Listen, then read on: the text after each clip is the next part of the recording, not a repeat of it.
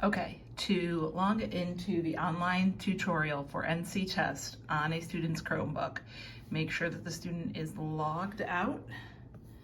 Go down all the way to the bottom of the screen, click on Apps. One of your apps will be NC Test. This is automatically put on all Wake County Chromebooks. When you click on that, you will see 4 options. You are going to choose the NC Test tutorial, which on most of our Chromebooks is this bottom one right here. You are going to click on NC Test tutorial.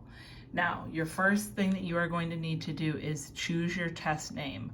Really, the important thing here is to choose your appropriate grade. Okay? For most of us, that is going to be 6th, 7th, or 8th. 8th grade teachers, please make sure that you also include the EOC, because our Math 1 students will be taking the EOC. So make sure you include both of those. So when you choose your appropriate grade, I'm going to pick 7th as our example. It's going to automatically pick regular font. It's going to automatically click these colors. It really doesn't matter, okay? You may choose to watch the tutorial here. You do not have to. Then the students are going to log in. It's going to give them this welcome screen. They don't need to log in any further than that. Hit start. Read this, hit OK.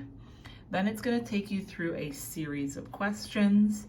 I would take some time to discuss these options at the top, how you could use those, why you would use the pause button to visit the restroom, things like that. Then you're going to hit next. You're going to answer your questions. Now, on some of our grade levels, you have just multiple choice. In other ones, you have these kind of click boxes. That's the real point of this, is so that students see the different types of questions. As you go, you're going to answer your questions along the way. Okay? You will see the different types of questions, whether they be drag and drop, math options, the gridded response, going over which keys are available in our answer, and then it will show the students what answers they have. When you are all finished, students are going to press exit.